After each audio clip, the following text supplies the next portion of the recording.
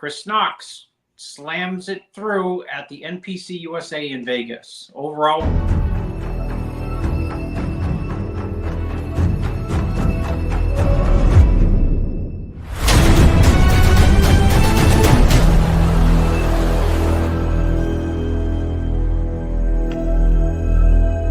I created Species Nutrition with one mission in mind: to provide bodybuilders and serious athletes with no-nonsense supplements that work.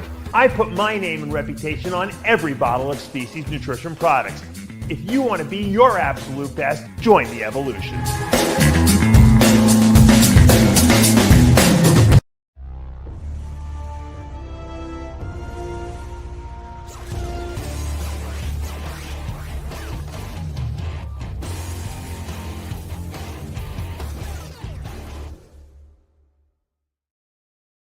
And we're back for another installment of Heavy Muscle Radio. I'm Dave Palumbo reporting from Darien, Connecticut. I'm up here visiting my sister, but we got the technician here, Chris Aceto in Maine, and we have a new Mr. USA or USA overall men's bodybuilding champion in Chris Knox, someone I know very well because I've been working with him the last several years, and this kid has worked real hard for this, and yeah, I'm so happy that he was finally able to clinch that overall and get that pro card.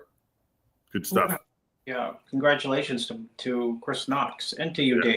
Thank you. Good weekend. Very good weekend. I mean, he worked really hard on it. He's gotten a lot bigger since like the last 3 years. Yeah, he's put a lot of size on. But you know what?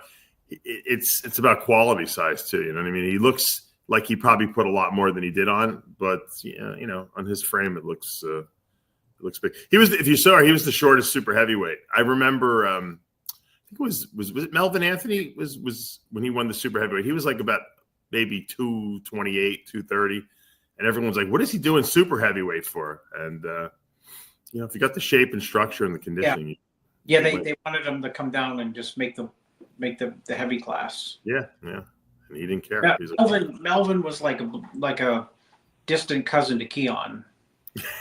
You're right. You know what I mean? Just like genetics, like drooling everywhere. Yeah. You know, unbelievable physique. He could have. Oh my goodness. I mean, he could have gone a lot. I mean, I think he might. I've said this before. I think he might have been the best poser of all time. I mean, in terms of entertainment value, but also knowing how to hit the poses correctly. I mean, he was a John Brown disciple, right?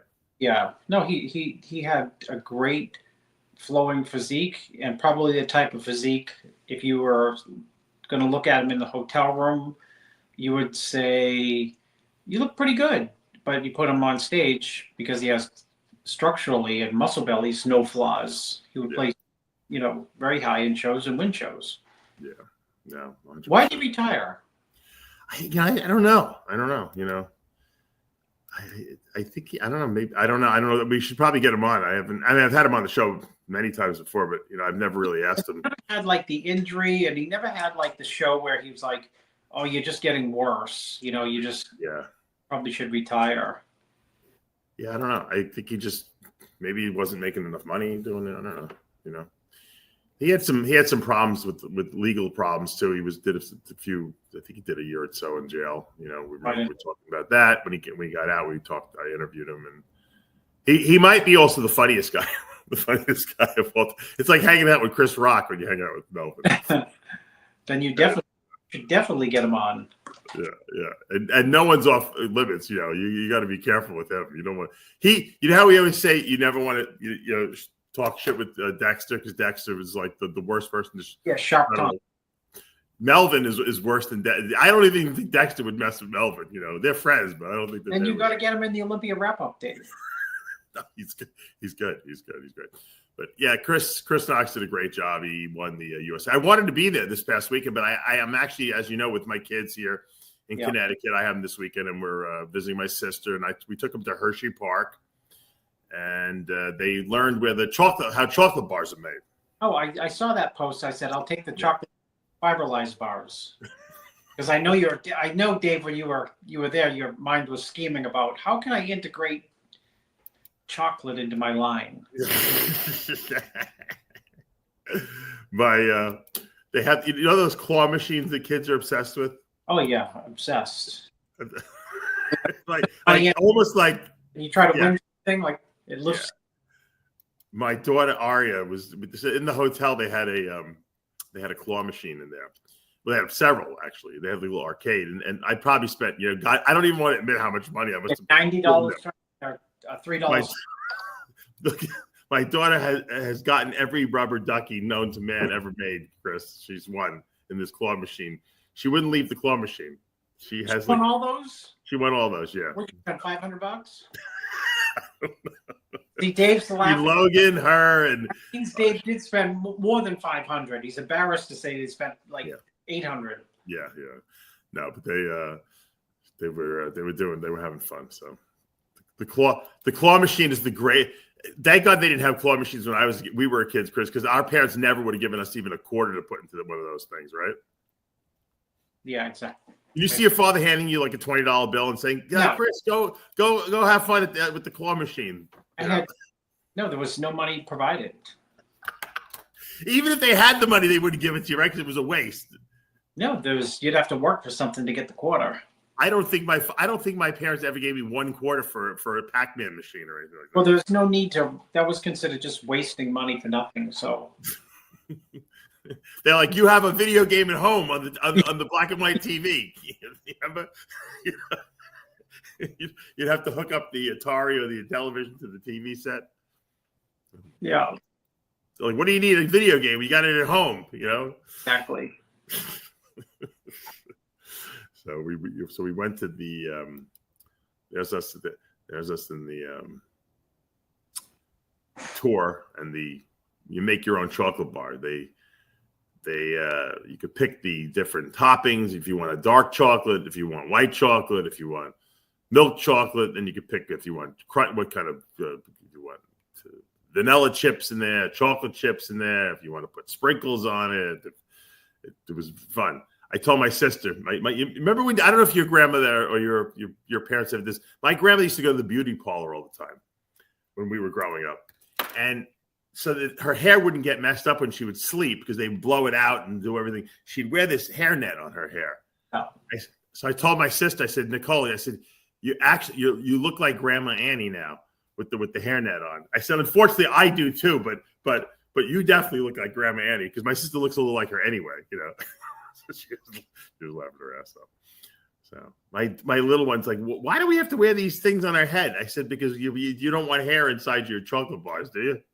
She's like, If the beauty parlor, should she go the one where they put like that big helmet over? Yes, no, that's what I'm talking about. Yeah, the hair would be all poofed out, and she'd have to wear the hairnet at night. A helmet or something for some reason to. No one knows, unless you're like our age, you wouldn't know what I was talking about because people don't do that today. But yeah, they used to women would wear hairnets to sleep, so that the poofiness the hair wouldn't get all over the place. But to dry those perfect hairstyles, they would have to put them under like a giant helmet at the beauty parlor. That's true. Yeah, there was no such thing as a blow dryer. No, they would sit under that thing for like an hour, right? I don't know how long it was, but it was. Yeah, my grandmother would go to the beauty parlor every week and get her hair done, and then she'd try to extend the life of the hairdo for a few days. The half-life of the beauty hair, the hair like drying process was like technically 3 days, but they would try to, because they were tight. Money was right tight. Right. Yeah. They would wear the hairnets, and what's the other thing? Hairnets and I was at the Masters Nationals, and they had plastic, Chris, all over all the furniture in the lobby of the hotel. I said it reminds me of also the Italians. They had the plastic all over all the furniture. I never even knew what my grandmother's couch felt like. It was only through plastic I knew what it felt like. Plastic over the carpets. Yeah, there's the chocolate bars being stamped out. So they actually had your name and what your bar was with your recipe, and then you would see your bar get exactly what you had added to it. So. Oh, that's cool. There's the vanilla. There's the white chocolate bars. I highly recommend if you're in the Pennsylvania area to check out the Hershey experience. They have a park there too, right? They have a what? Don't they have an amusement park? Yeah, that's what we went to the amusement park. We got a little rained out on the second day. We went to the water park there, and it started raining. I'm like, oh yeah. I thought it was in Florida again. You know how it rains every day in Florida here. But we had a good time. Oh, you know who I ran into? I ran into Kurt James. Remember Kurt James, who used to run the RX forums? Yeah, he still is. I haven't seen Kurt James in a long time. Where'd you run into him?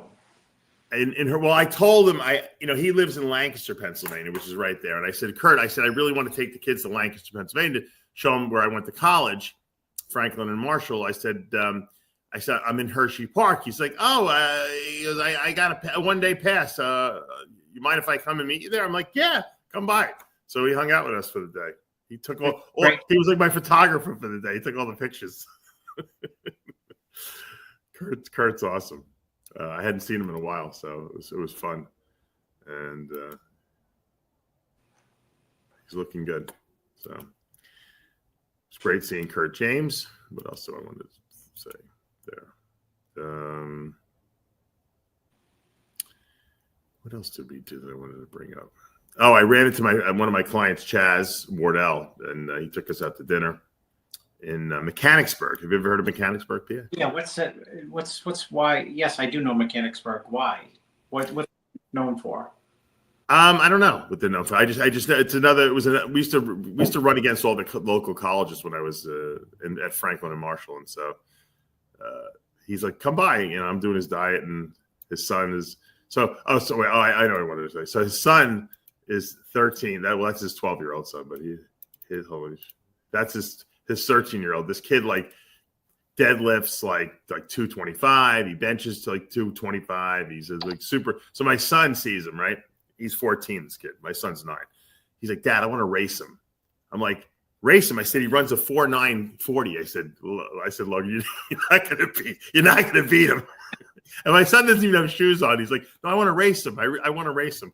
I said, all right, we'll ask him. So after we eat dinner, we're like, I said, Troy, you want to race my son? He thinks he could beat you. I told him he's going to get killed. So he wanted to race him. So they had a race outside. Let's do it. This wasn't the race of him racing. This is him racing the 12-year-old because he got beat by the other kid. Not by much, but he got beat. And then he raced the 12-year-old, who's also a good athlete. And my son beat him. So my son was like on fire. Logan was someone's yard, or like it looks like you're. What? Where are you in someone's yard? No, we're like on the side of the restaurant, Chris. In Pennsylvania, they have actually grass, and they're racing on the side of the restaurant. It was hysterically funny. So that was Logan's highlight of his evening. He got to race the 2 kids, but they were great. Chaz is awesome. His kids are awesome. We had a good time. Ate a little hibachi, some sushi, and it was a good weekend up in Hershey there. There's a lot of bodybuilders live in the Pennsylvania area, Yeah, that's where Grego's from originally. Oh, that's right. You're right. He is from there. I ran into I didn't post this yet, so I can't really show. But I went to Franklin and Marshall College with them on Sunday, and the guy who was my coach, who was a legend there, he went to the school for 4 years himself. He was a big track star, and then he went up coaching there for 45 years. Oh, he was from Maine. That's 3 years more than I've been coaching. But go ahead. Yeah. he was from Maine, and he would go to Maine in the winters, in the summers, and then he would come back and he would coach there in the for the school years. And his name was Coach Iannicelli. He was about 5'2". His nose was this long, and he was one of those intimidating coaches that would put his face like 3 inches from you when he talked to you. Like, so that his nose was almost in your face like that. And I luckily had the ability. I was lucky enough, I guess, to have him as a coach. He was a hard ass, man. Old school. He retired actually midway through my tenure there at Franklin Marshall. There was another coach who finished out, my senior year, but they had a big plaque for him, I guess at the school, and I took a picture with it right there. And I had my kids running on the track there where I ran, and it was like a real throwback. You know what the funny thing is? They put so many new buildings up on the campus that I couldn't even recognize. I didn't even recognize it. What's that? I couldn't even barely recognize the campus. There was so many new buildings there. Yeah. But so I don't know if my kids knew the significance. I said, guys, I lived here for 4 years in this school. They just want that claw machine, Dave. That's all they want, the claw machine. I had a great 4 years there. I went to med school. I lived there. They're like, okay, when are we leaving? No, they liked the run because they were running on the track and they were racing each other. And I was videotaping them, and they were all going crazy there. And then my son found some kid there. He was just some random kid. He's like, you want to race me? He raced some random kid. He's into proving himself athletically. Yeah. So I'm sending you up to Chris's. I said for him to train you. Yeah. No, but the kid Chaz, he trains. He's a trainer too. He trains his kids. He's like, Logan, I want you to start out. I want you got to do 100 push-ups, 100 sit-ups, and 100. What do you say? 100 squats every day. Now you could do them in sets of 10. And he's like giving them all this stuff. He goes, my kids get no iPads, and they get no TV time until they knock out their 100 every single day. He's like, my son's looking at him like he's crazy. He's like, what do you mean they get no iPad? He goes, no, they can have an iPad, but they have to do the exercises first. So they get up in the morning, they go to the bathroom, they make their bed, and my son's thinking, make their bed? My son has never made his bed once. And they do their exercises, and then they can do whatever they want. And my son's looking at me like, this guy is out of his mind, Well, Dave, you can send your son up here and he can train with Tony Atlas. Actually, I might send him down to train with Grego and Derek, with your son. Just send him with some money. Yeah. It's an inside joke. All right. Hulk Hogan died. Can you believe it? A lot of people died this past weekend, unfortunately. But a lot of people died. Dave Lieberman and I, we always send each other breaking news stories. That's just what we do. I don't know. We've been doing it for years and years and years. And this past week, he sent me so many stories. He's like, I feel like the Grim Reaper. He's like, every time he texts me, someone else dies. I'm almost afraid to open his texts up. It's so crazy. What was Thank God the one story he sent me that was not true was supposedly Phil Collins, the singer, was in hospice. He's not. He's all right. Ozzy Osbourne died. Ozzy died. Malcolm Jamal Warner died, right? Drowned, right? From the Cosby Show. Is that it? Yeah, he drowned. That which was weird. Very weird. But Hogan, give me any personal experiences with Hogan? Did I ever meet him? No, never met Hulk Hogan. I'm surprised. Because he used to be in Venice all the time, wasn't he? Well, he was. You know what? He wrestled 14 times in Maine over, which is amazing because when the local paper or the Portland paper did an article of his 14 matches in Maine, and think about what Vince did, because the early matches, Dave, a couple of them were two of them were in towns. You know what I mean? So yeah. That's how much people traveled way before it exploded. Yeah, every day. They would do hundreds and hundreds, each wrestle a match. Tony Atlas, I told you should have him on. Tony told me they would travel, sometimes they'd do in morning wrestling, something at 10 a.m. and drive 5 hours and do one at 7 p.m. Crazy. And so Hogan had I wanted to say competed, but Hogan had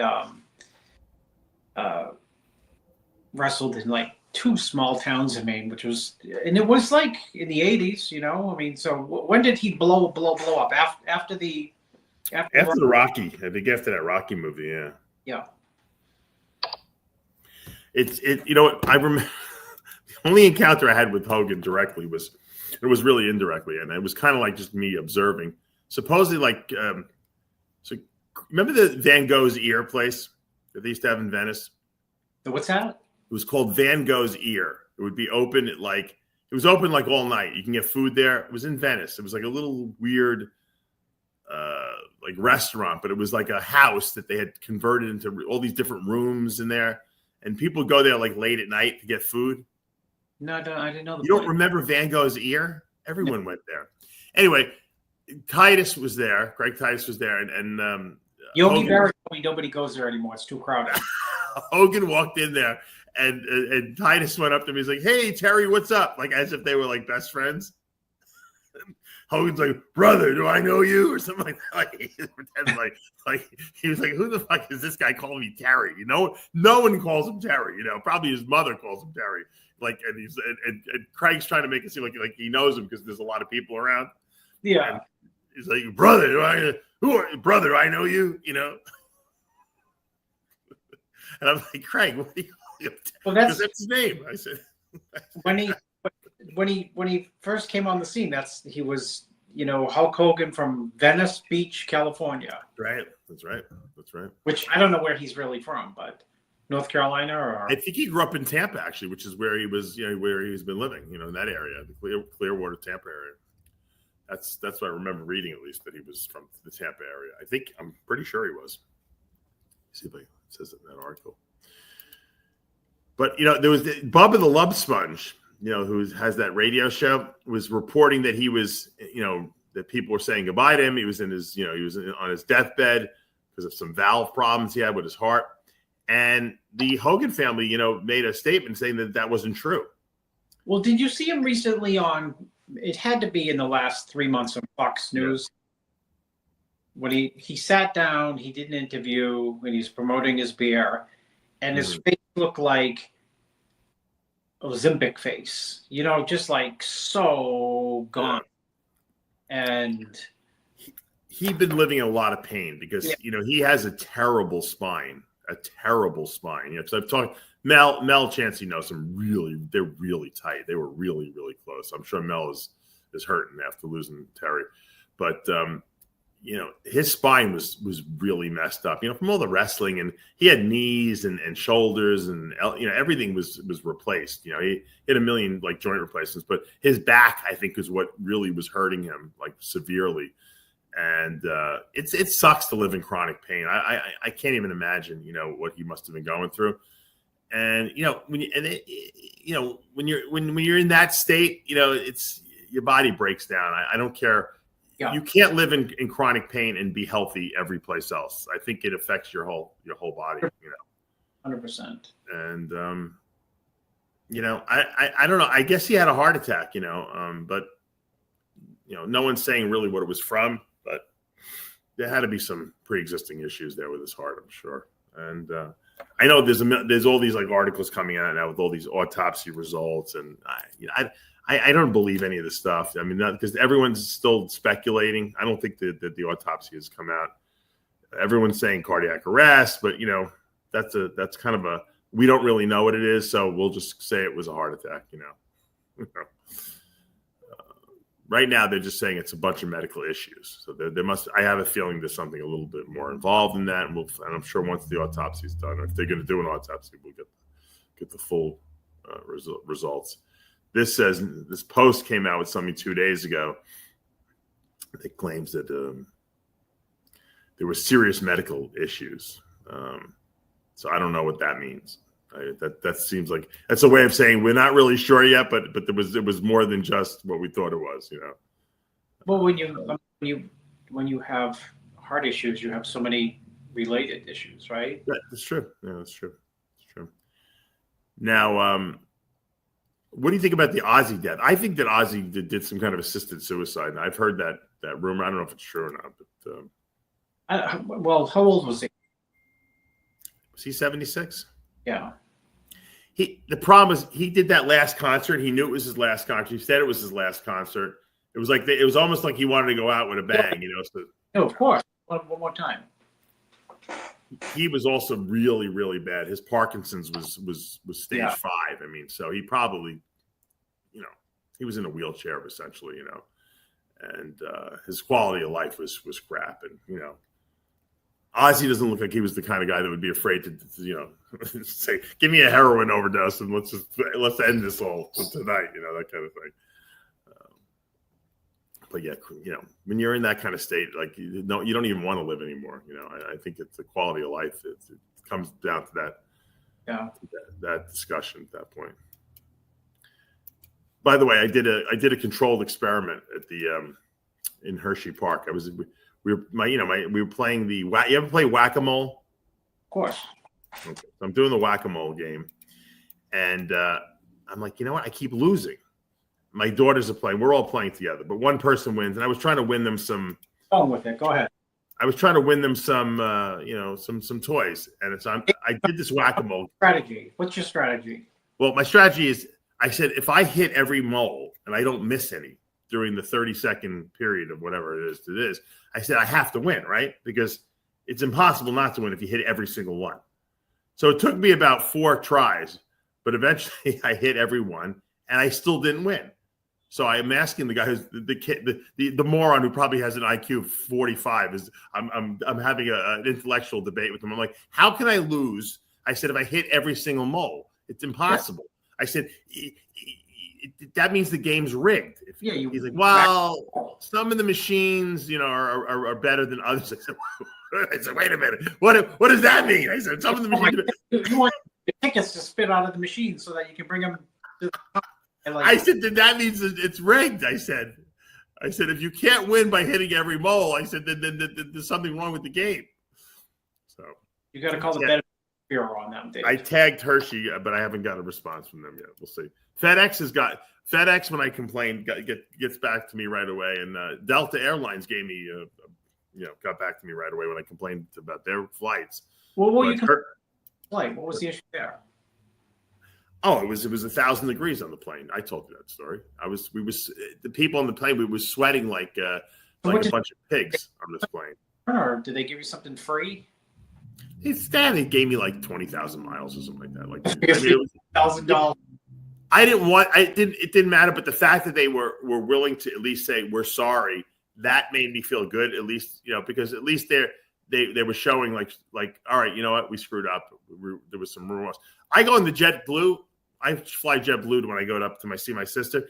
If you don't bring a sweatshirt, you freeze to death on the plane, which is good. I'd rather be cold than they'd be dripping sweat on a plane. You could always put a jacket on. So I don't understand why these planes in this modern age are not cooled down properly. I think you'd think after how many years of having plane flights that they would have figured out the air conditioning situation by now.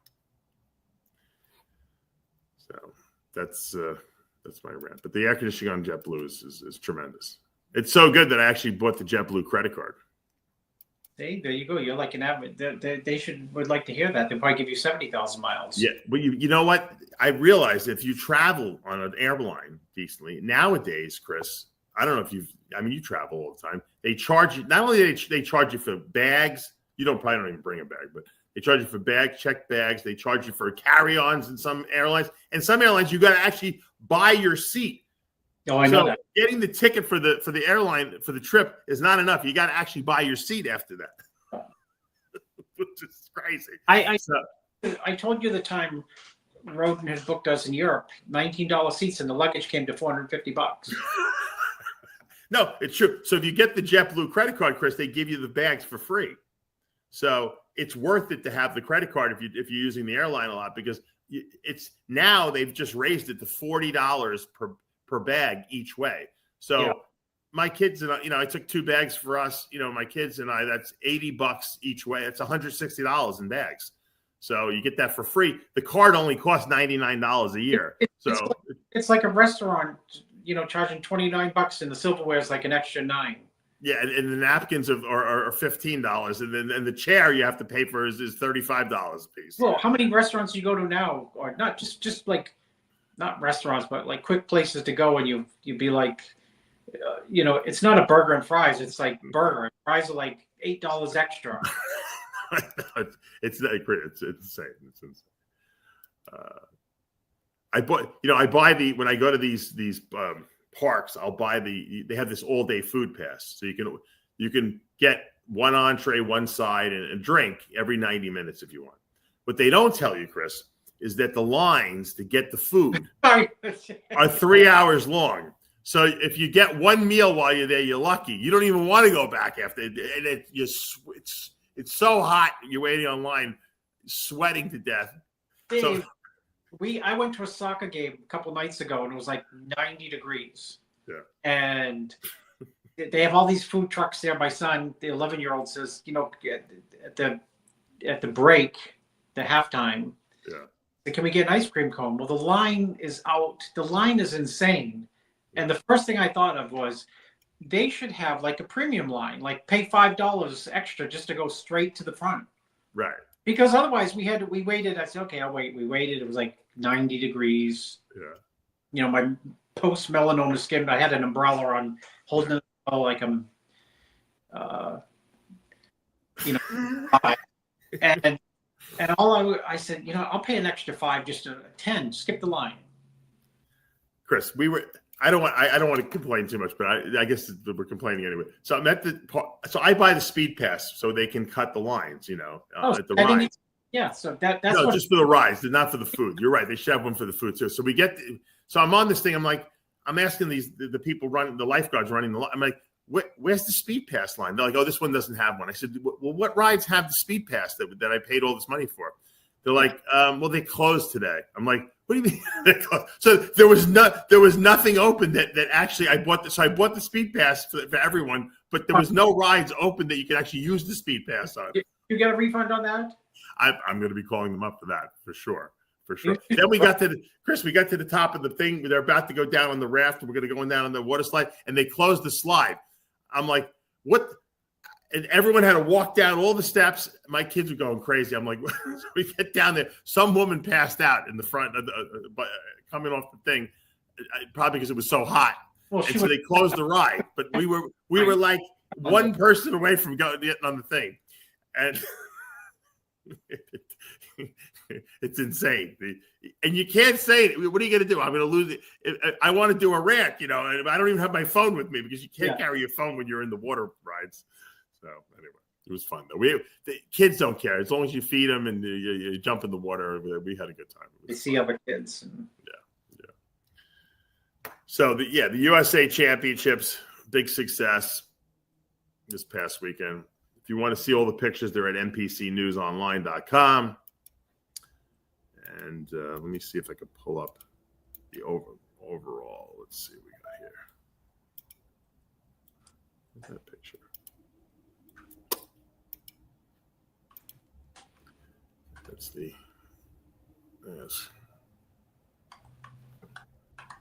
There's the overall. That's Chris right there in the middle. What a bad quality pictures right there. I mean, they're a little grainy. Sorry about that.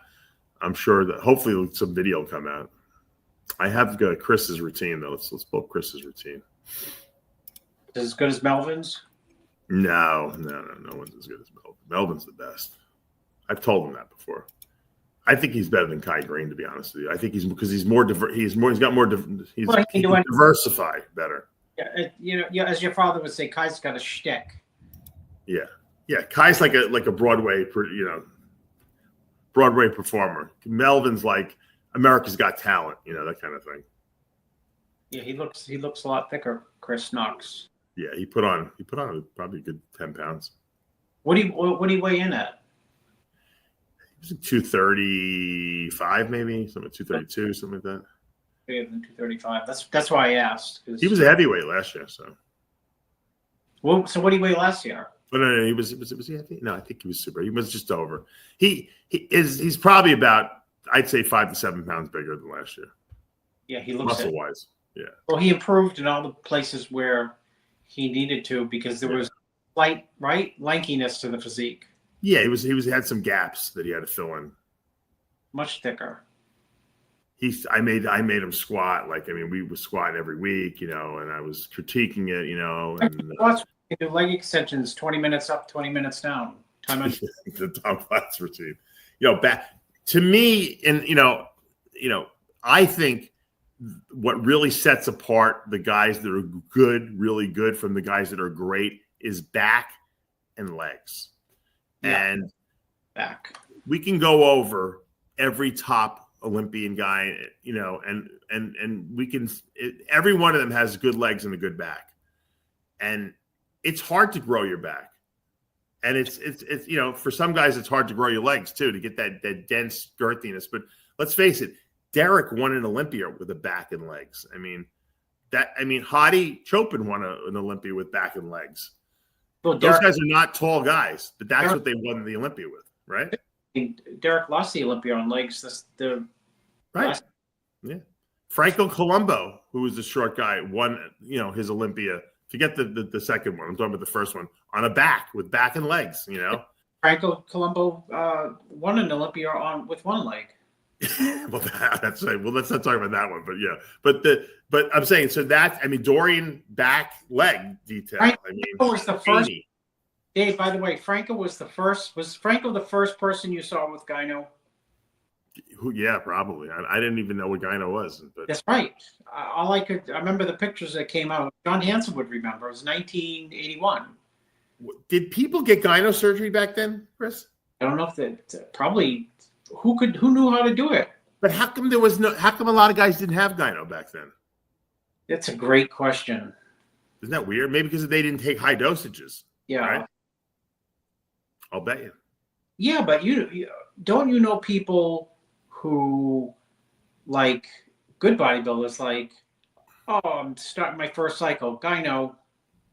I know, that's what I'm saying, but maybe they didn't use enough drugs, and I think a lot of times the guys went off the drugs before the show, and they maybe just stayed on some Anavar and Winchell. Hey, you know what?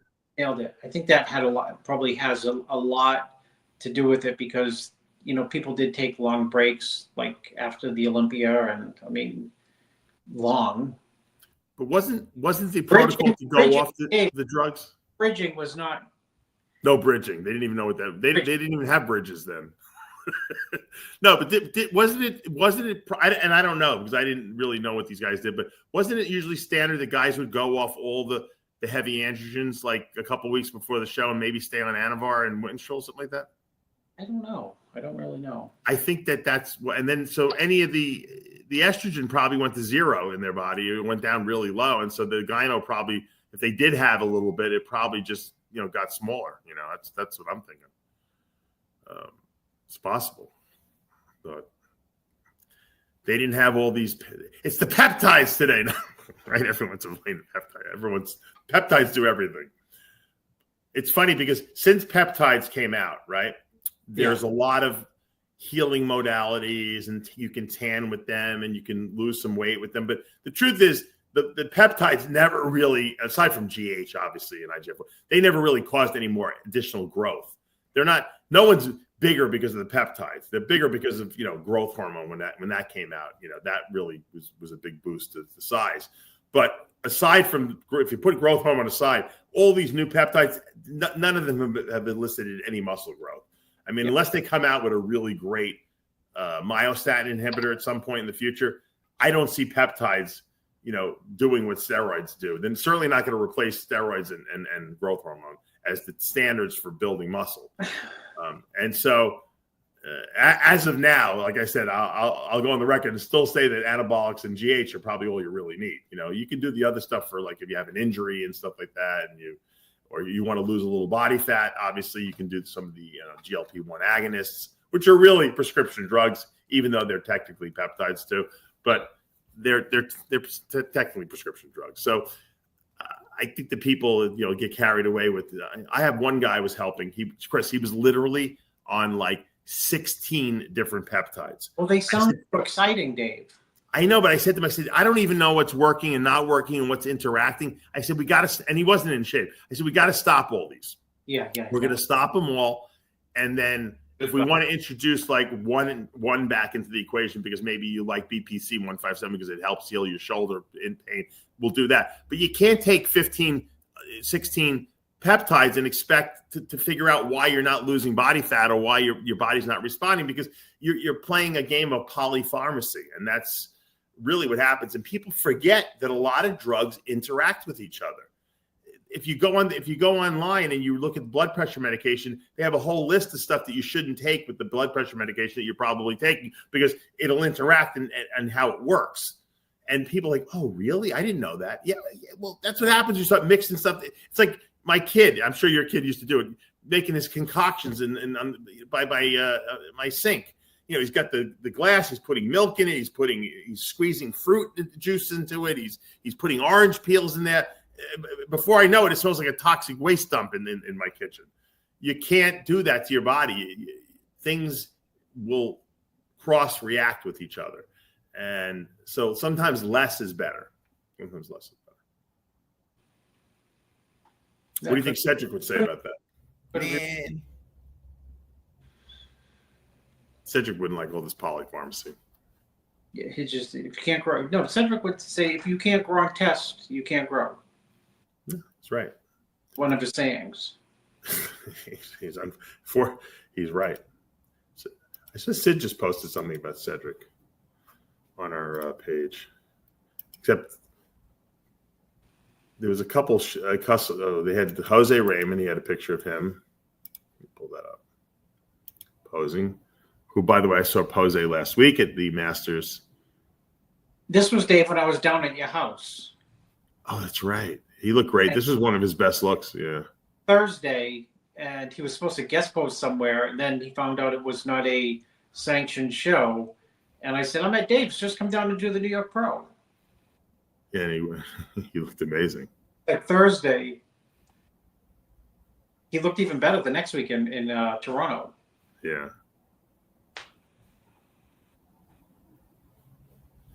Christmas. It was a good look for him.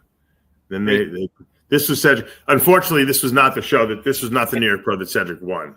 I didn't like posted like. Yeah, he was too heavy here. But he was skinny there. He was 12 pounds lighter than he was the year before. Oh, he was. He was skinnier here. Yes, yeah. How come he looked softer here than he did when he won the year before? He won in 2012, and then he wanted to go back to the gluten and the eggs in 2013. Oh man, I miss Cedric, man.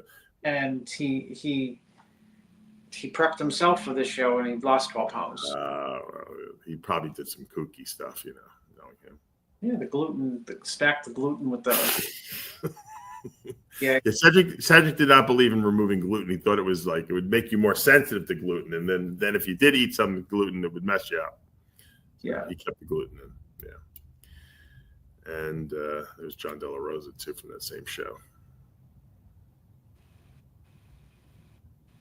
Actually, De La Rosa is doing the Tampa show next week. Yeah, Tampa's stacked. I'm glad these guys are doing it. Yeah. Actually, Chris Knox is doing it too, and I think Derek Lunsford is paying his way out there. I think Derek is doing some kind of sponsorship with him. So that was very nice. One Mr. USA to the next Mr. USA. Oh, that's how it goes. The USA winner. Yeah, that's their. That's the. I get it now. That's the link. John Jewett's doing it. I see. He's very good. Yeah, he added his name to the lineup, and I saw this picture. I was like, "Who the heck is this?" And then I realized it was Martin Fitzwater that he put up. And Martin, I don't know. I'm trying to think who he looks like with that handlebar mustache. I don't know if it actually works for him. I think, but he doesn't look like Martin anymore because Martin had that like baby face before, and he looks huge here.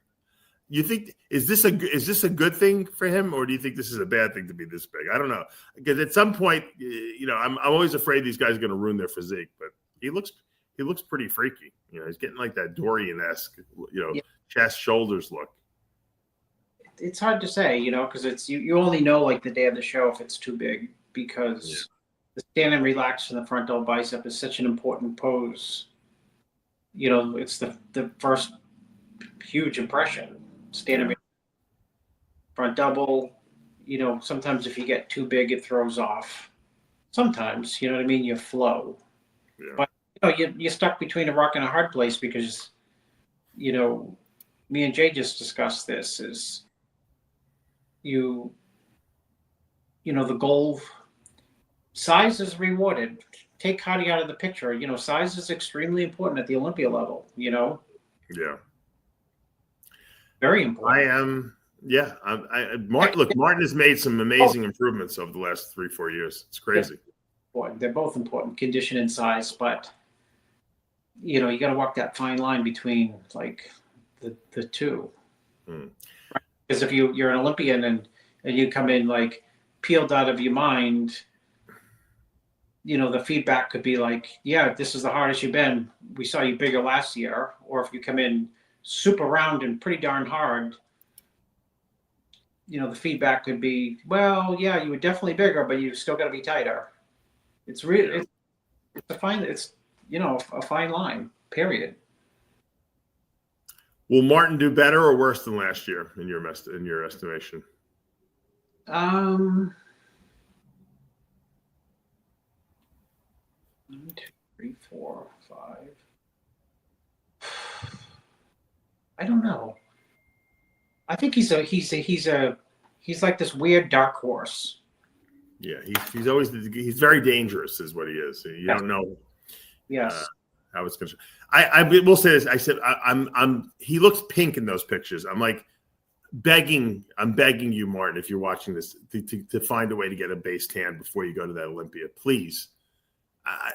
If you got to paint yourself black or something like that, go spray tan or something like that to have a base tan. Get yourself some sort of base tan. I think he told me he can't tan or something like that. Skin cancer runs his family, but use some melanotan or something like that. You got to get a base tan. You're just so white. I like him. I want to see him win the Olympia if he can do it. But that tan, oh my God, he's got like a negative tan almost. Did you just peptide, Dave, after like poo-pooing them? What? Did you recommend it? Isn't that a peptide? You're not going to grow from melanotan, but you're going to get dark at least from melanotan. It's going to give you some color. And I know a lot of guys have used it that had problems with, like this, they were afraid of skin cancer that ran in their family or whatever, or they burn really easy. Just get a base tan.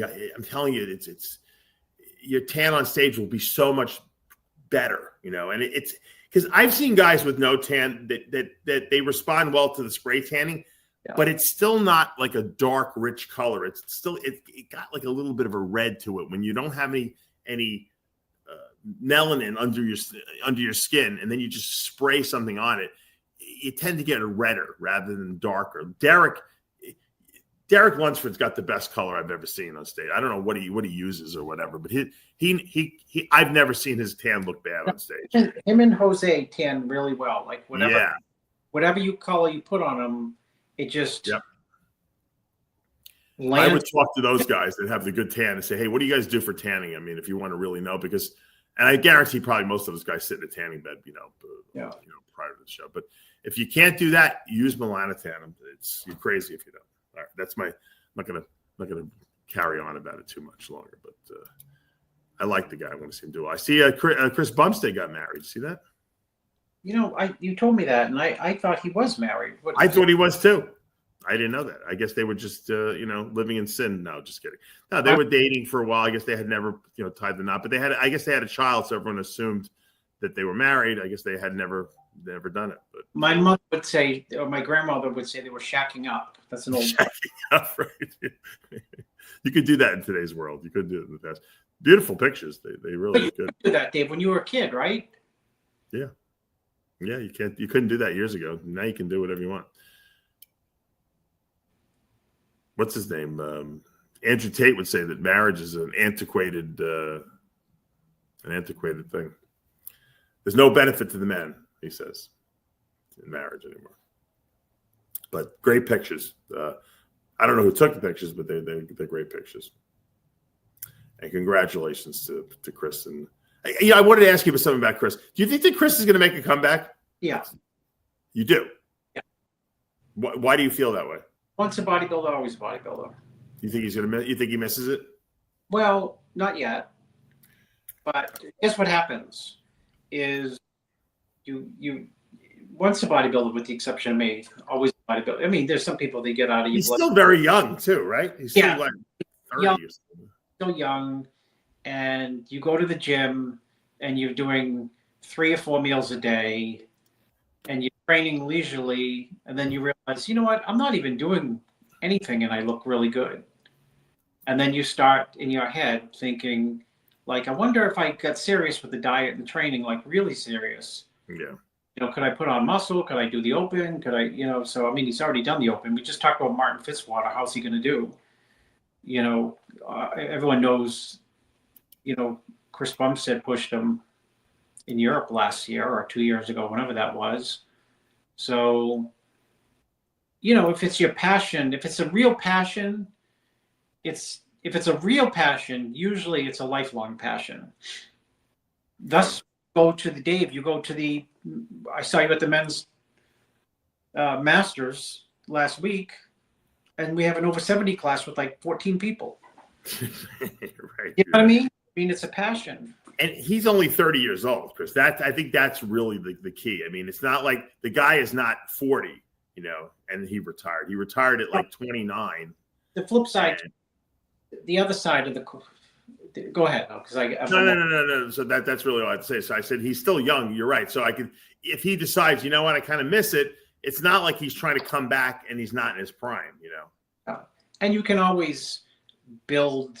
Not that at 400 million Instagram followers do you need more, but Instagram followers like fresh stories, and you know, I mean, fans and business. So it could be parlayed into like the comeback story would be the story of the year period. So if Chris announced he's going to do the Olympia next year, you know, everyone would be talking about it. And not that he, you know, someone could say, well, he doesn't need the money. No, but there's some such thing as greed. I mean, you don't need the money, but you can, I mean, who wouldn't want more? Right, so exactly. you could advertise that, you know, in terms of like, I'm using my supplement line. Sure. You know, it's going to, I mean, it's a great story. It's about legacy too, Chris, right? I mean, let's face it. If you have the tool set to accomplish a goal. Yeah. Okay, and obviously, you know, he won the Classic Physique Olympia, 5 times or whatever it is. I don't know how many times he's won it. But, I mean, the Mr. Olympia is the title that everyone wants, right? I mean, and he theoretically has the tool set to possibly do it. You know, to not try sometimes is, you know, they always say a ship in harbor is safe, but that's not what ships were made for, right? They're made to sail. So, yeah, it's dangerous on those seas, and there could be some storms, and you could run into some trouble and maybe not come back. But that's what ships were made for. His body is made to compete. I don't know. You know, that's. You know, Evander Holyfield moved up from cruiserweight to heavyweight. So, I mean, would he have had the notoriety and the legacy and the career having just been the cruiserweight champion? No way. So. It's possible. The question is, does he want it bad enough? I don't know. You know, sometimes, as they say in Rocky, you know, he became a little too civilized. Maybe, you know, he's got the wife, the child now. Obviously, number one, Dave. The best poison for is listen. Do you remember when Jose Raymond used to live above his friend's garage? He had one fork, one spoon, one knife, one plate, one bowl, and he'd do YouTube videos, and people were like, "God, Jose's so poor." And he wanted to stay in that state of like being uncivilized with, you know, just one bed, one sheet. Yeah. I know you get it 100%. And just like everything's working perfectly. Yeah. The workouts every day are incredible. Every day I feel like I'm improving.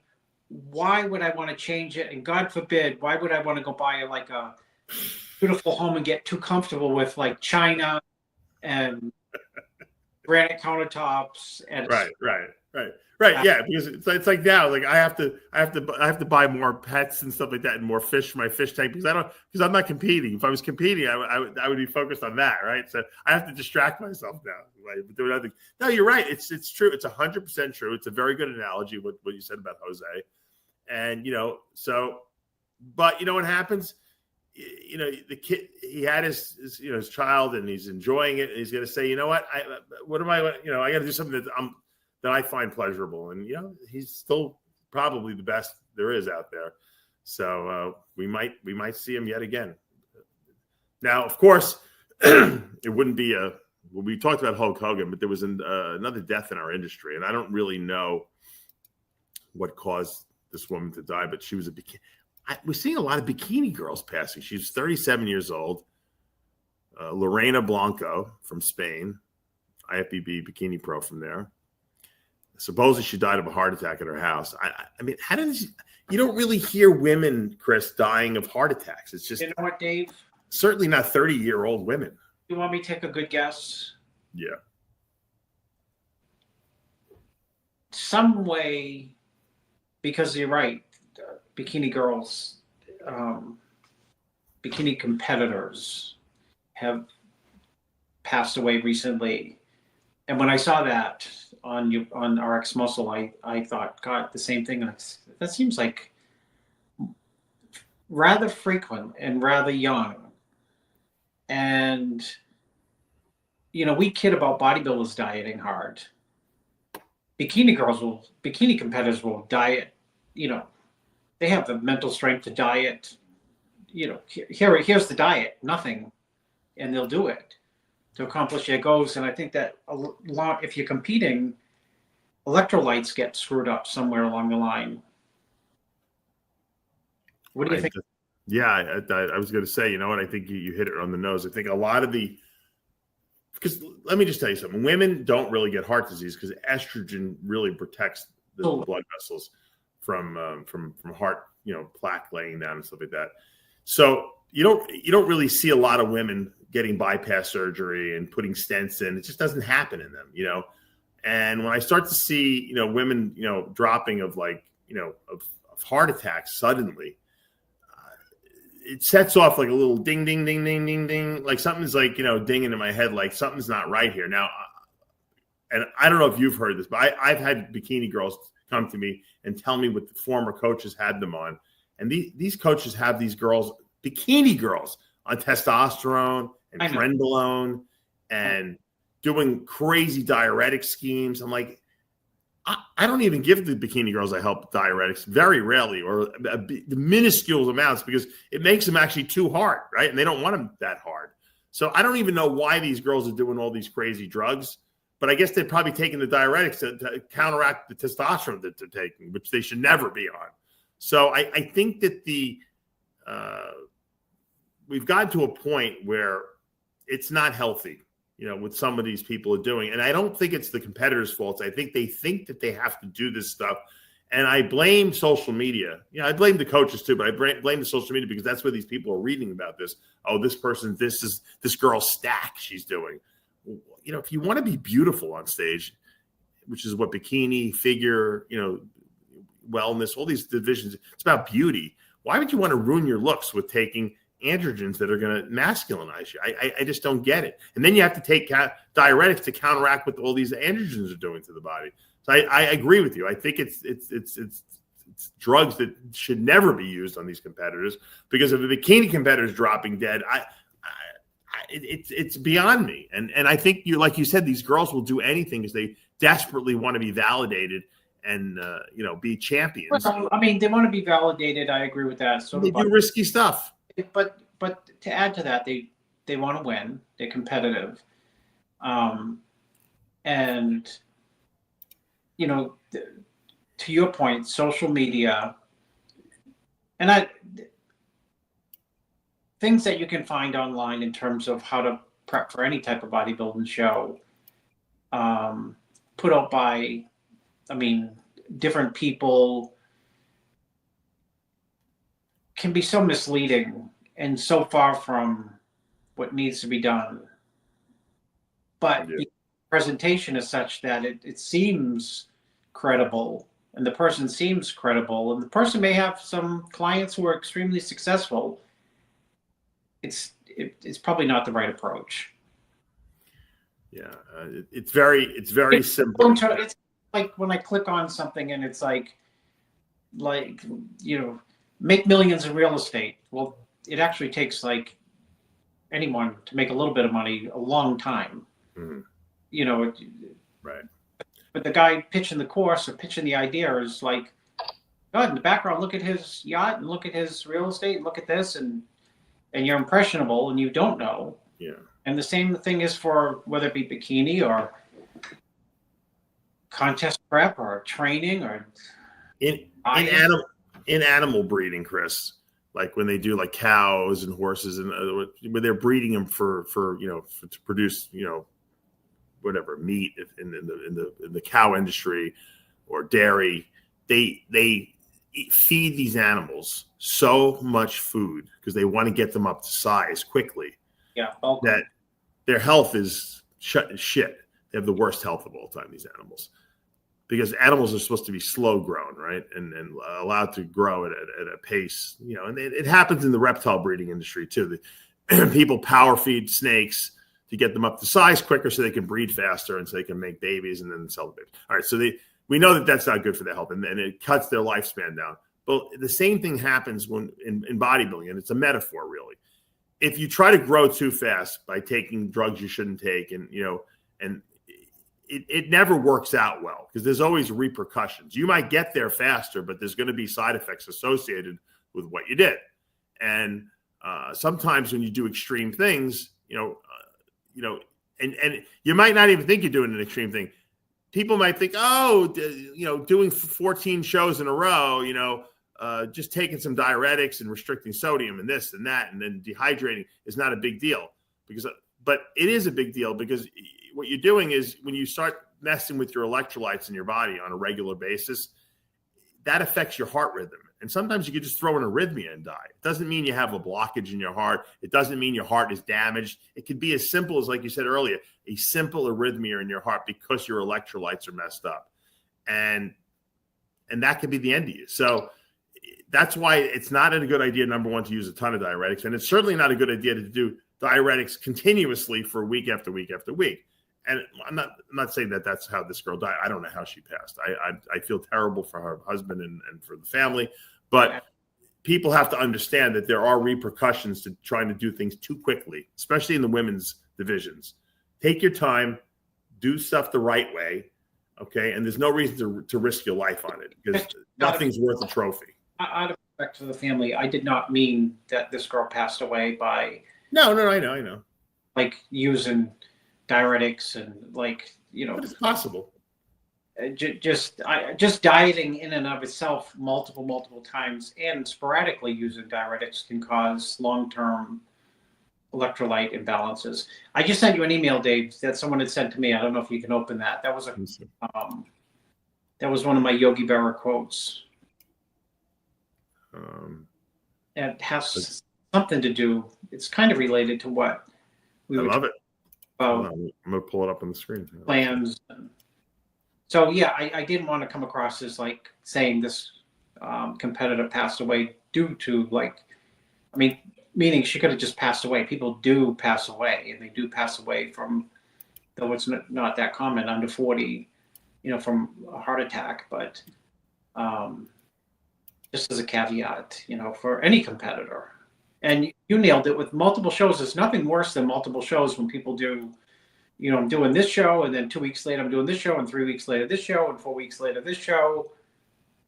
A good plan poorly executed is worse than a simple plan done perfectly. I like it. Yeah, simplicity is the way to go. Good quote. I'm gonna print it out and put it on my wall next to my Muhammad Ali picture that you bought me.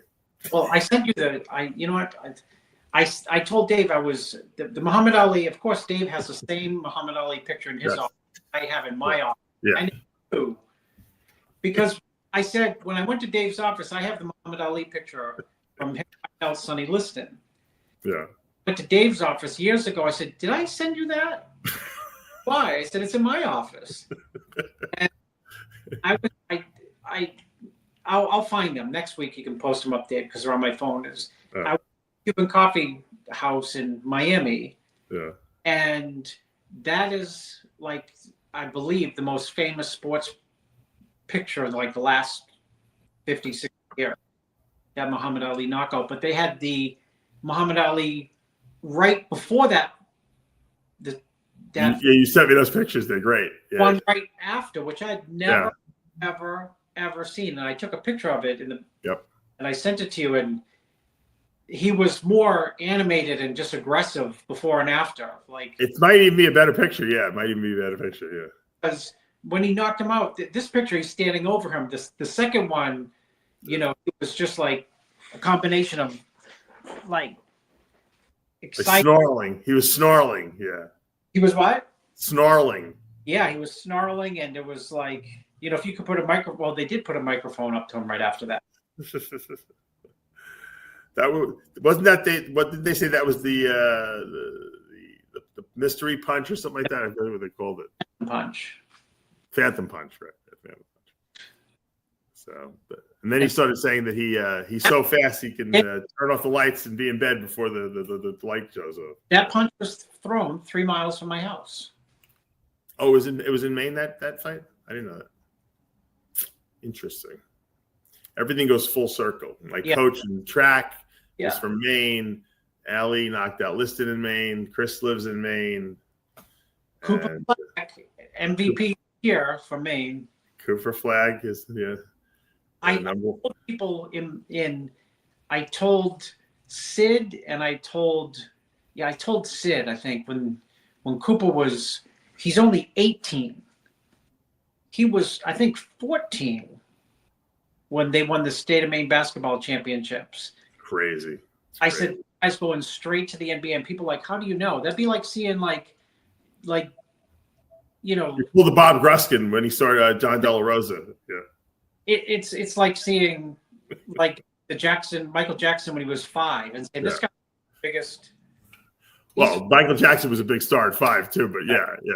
But I know what you're saying. Yeah. Well, you could tell the people that are going to be superstars. It's written all over their face. You knew Jay was going to be a superstar too. I mean, when you start working with him too. Like a Cooper, I was like, oh, you went in the Olympia. Except Cooper's going to make a lot more money. Jay made a lot of money. Cooper will make more money than Jay. I can guarantee that. Dave. Cooper's going to make a lot of money. All right. Well, we're going to wrap this up. I'll be back. Actually, I'll be in next week. I'm going to be in India. I don't know how we're going to do that. I'm going to be actually in India for the Heavy Muscle Starlink. Yeah, maybe Musk will lend me a Starlink. And Elon, you saw that quote Elon said, Trump is in the Epstein files? Yeah. When they were fighting? Yeah. Behold. You know that Musk knows exactly how to get under Trump's skin. Yeah, because he knows that Trump has to defend everything that anyone says about him. He should just ignore it, But anyway, all right. Well, next week we'll be reporting from India, and hopefully it'll be a very uplifting experience. The last time I went to India, as you remember, it didn't end so well for me.